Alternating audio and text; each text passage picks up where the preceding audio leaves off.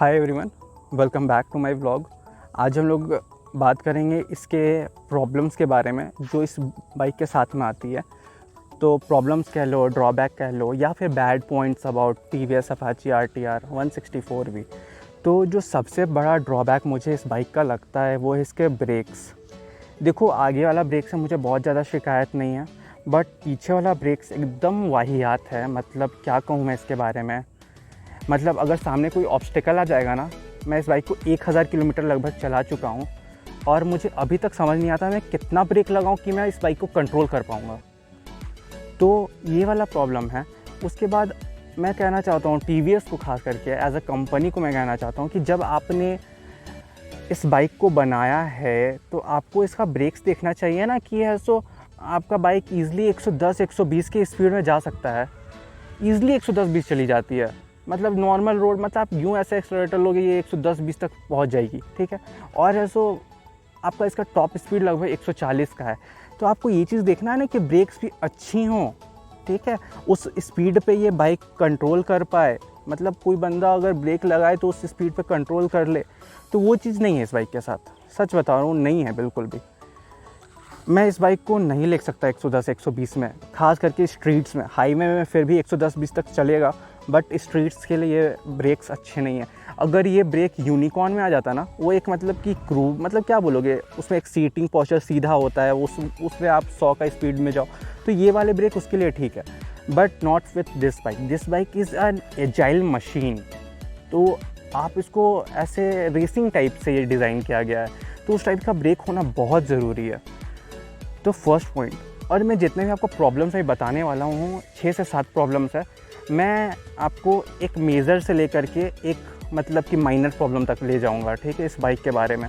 तो जो सबसे बड़ा प्रॉब्लम मुझे लगता है वो इसका ये है, ब्रेक्स। ब्रेक ऐसी चीज़ है ना कि वो, मैं इसी बाइक के, मैं सिर्फ TVS को नहीं बोलूँगा, वो चाहे बजाज हो, चाहे या और भी जितने ब्रांड्स हैं, होंडा हो, हीरो हो, सभी के ये 160cc में बाइक्स आते हैं। और आप ब्रेक के साथ कॉम्प्रोमाइज़ नहीं करो, वो एक सेफ्टी वाला चीज़ है।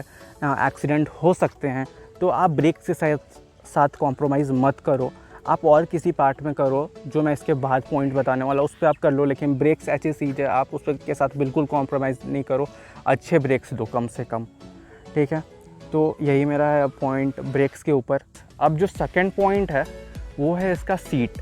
तो देखो, सीट एक ऐसी चीज़ है ना जिस पे आपको जब भी आप बाइक चला रहे हो तो आपको उसमें बैठना है, ठीक है। हमेशा आप उसमें बैठे रहोगे, आप उससे मतलब कि दूर नहीं जा सकते हो। ऐसा हो सकता है कि आप ऐसे और कोई बाइक का पार्ट यूज़ नहीं कर रहे हो, बट आप सीट हमेशा बैठे हुए हो, वो आपके डायरेक्ट कॉन्टैक्ट में रहता है और आपको इस सीट में कंफर्ट नहीं मिलता है, ठीक है। आप बाइक को 30 से 40 किलोमीटर चलाओगे ना तो आपका बम सूझने लगेगा। मतलब लिटरली सूझने लगेगा। राइडर के लिए तो फिर भी ठीक है, लेकिन जो पिलियन होता है उसके लिए काफ़ी दिक्कत आने वाली है।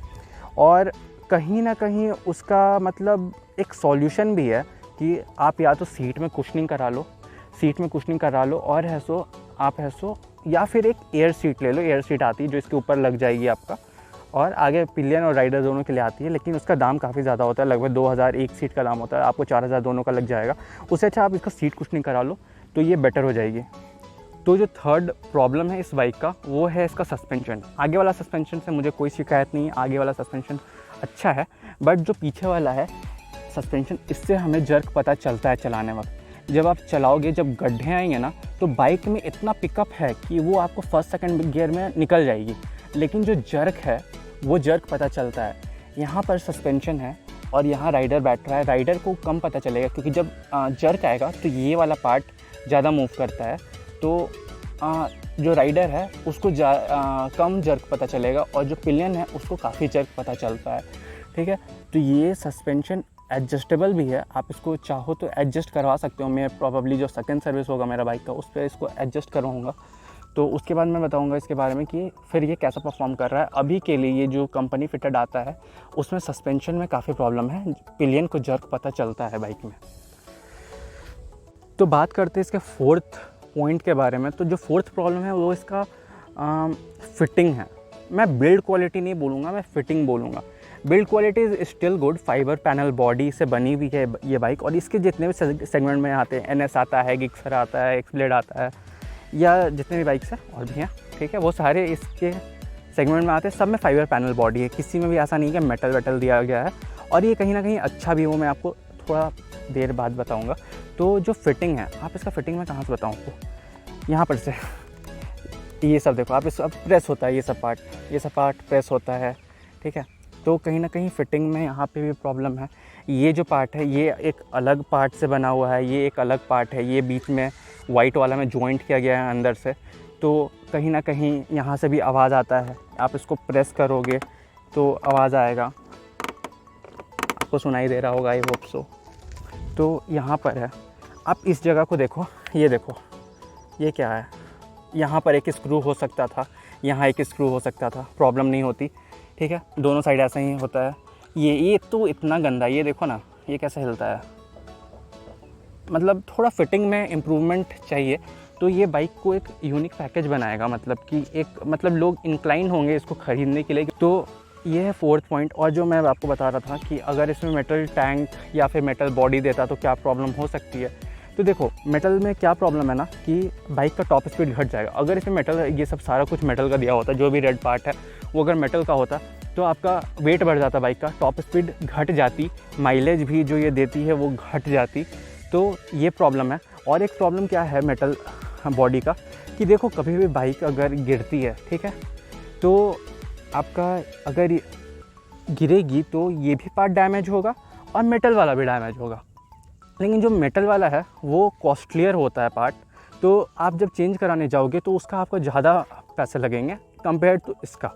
ये आपका मतलब ठीक है, इससे आपको क्या प्रॉब्लम है, आपको इसको रोज़ दिन छू के थोड़ी देखना है, ठीक है, मतलब ठीक है। लेकिन मेटल से ऐसा कुछ सेंस नहीं बनाता है, बाइक का माइलेज भी घट जाएगा, वो भी घट जाएगा, टॉप स्पीड भी घट जाएगा, तो कोई सेंस नहीं बताता।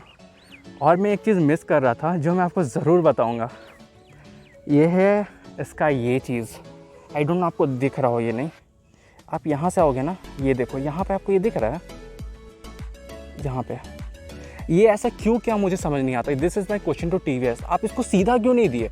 इस साइड सीधा है, इस साइड आप देखो, इस साइड सीधा, इधर कोई प्रॉब्लम नहीं है, इधर कोई प्रॉब्लम नहीं है, इधर एकदम परफेक्टली फाइन है। उधर देखो, इधर देखो, ये देखो, यहाँ पे इसका क्या ज़रूरत था। आप इसको इक्वल भी कर सकते थे ना, आपको दिखाऊंगा अगर दिख जाए तो। यहाँ पर ये एक झुका हुआ सा है इस जगह, तो इसका कोई ज़रूरत नहीं था। मैं जब बाइक को लाया तो सेकंड डे जब मैं इसको, मेरे पापा ने इसको निकाला तो मैं गया और अचानक से मैंने ये देखा, तो मैं ऐसा शॉक हो गया कि ये क्या है यार, ये ऐसा डेंट कैसे है। तो मैंने अपने 1-2 दोस्त को पूछा जिसके पास ये बाइक है, तो उन लोगों ने भी बोला कि हाँ ऐसा है। और मैं जब इसका नंबर प्लेट लगवाने गया तो मैंने और भी बाइक्स देखे शोरूम में जिसमें ऐसा ही है। तो वाई दिस, ठीक है, TVS से पूछ रहा हूँ आपसे नहीं, ठीक है। तो ये इसका है 4th point. 5th point is vibration. आप बाइक को जैसे ही 110, 120, 130 लिखते हो तो बाइक में वाइब्रेशन आता है, ठीक है, ऑब्वियसली आएगा, क्योंकि आपका मैं बताया फिटिंग अगर अच्छा नहीं होगा तो वाइब्रेशन तो आएगा ही ना। हैंडल बार में भी अगर 110, 120 लिखते हो, बाइक को ज़्यादा पुश करते हो तो वाइब्रेशन हैंडल बार में पता चलता है, दोनों ही हैंडल बार में पता चलता है अच्छा खासा वाइब्रेशन। और उसको और ऊपर ले गए 130, 140 तक मैंने इसका टॉप स्पीड देखा हुआ है, तो उसमें वाइब्रेशन काफ़ी पता चलेगा, मिरर्स पूरा वाइब्रेट करने लगता है, ठीक है। तो वाइब्रेशन है ना कि 160 सीसी का बाइक है, 110, 120 आप उससे ज़्यादा लेगोगे तो ऑब्वियसली आएगा वाइब्रेशन, इट्स कॉमन, वो भी बाइक में आएगा। लेकिन अगर आपका फिटिंग अच्छा होगा तो कम आएगा, ठीक है। देखो कुछ चीज़ होते हैं ना कि वो तो होगा ही होगा, लेकिन उसको आप कम कर सकते हो, आप उसको पूरा हटा नहीं सकते हो बाइक के साथ, लेकिन आप उसको कहीं ना कहीं कम कर सकते हो, ठीक है। तो company should work on that कि वो मिनिमाइज़ हो सकते, वाइब्रेशन मिनिमाइज़ हो सकता है, ठीक है। तो जो 6th पॉइंट है ना, उसमें मैं आपको 2-3 छोटे छोटे पॉइंट्स बताऊंगा जो TVS वाले इस बाइक को में ऐड कर सकते हैं, जो इस बाइक को एक यूनिक बनाएंगे इसके सेगमेंट में, ठीक है। तो जो ये है, अगर ये जब नीचे, आप इसको साइड स्टैंड कट ऑफ बोलते हैं, जब बाइक का साइड स्टैंड नीचे होगा तो बाइक ऑन नहीं होगा, तो वो एज अ सेफ्टी फीचर में हेल्प करेगा, ठीक है। तो जैसे कि कभी भी आप बाइक चलाते हो तो आपको लोग बोलते होंगे कि आपका साइड स्टैंड डाउन है, तो जैसे FZ आता है, एक्सट्रीम आता है, उसमें साइड स्टैंड जब डाउन होता है तो बाइक ऑन नहीं होती है, तो वो एक अच्छा फीचर हो जाता है, एक प्लस पॉइंट हो जाता है उस बाइक के लिए।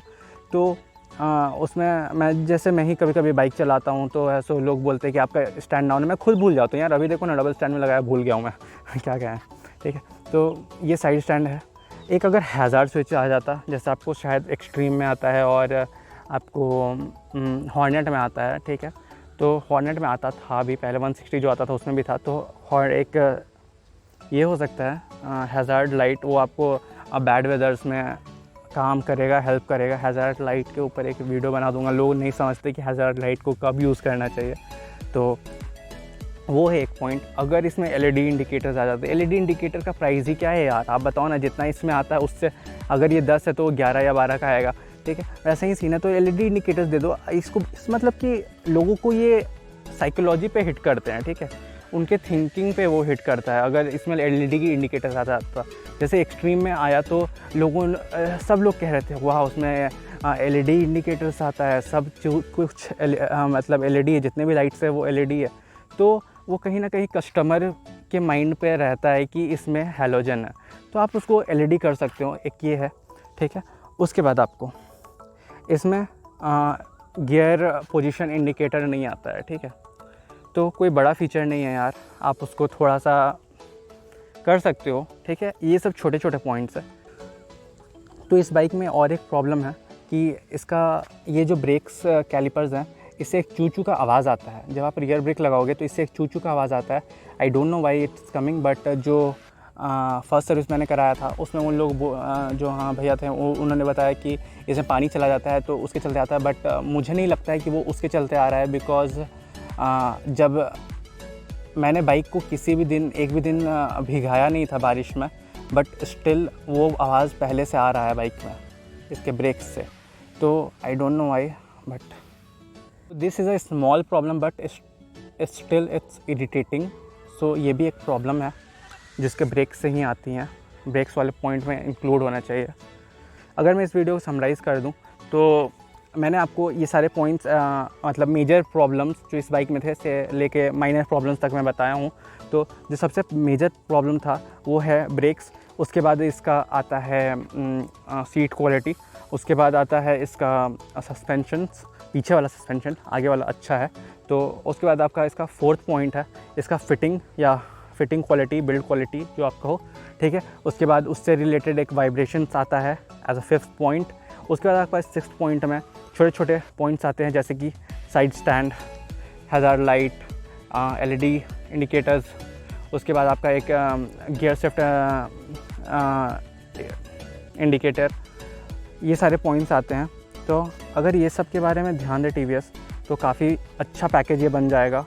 मतलब these are the add on. ऐसे बाइक काफ़ी अच्छी है, बट अगर ये सब पॉइंट्स ऐड किए जाएँ तो ये बाइक और अच्छी बन सकती है।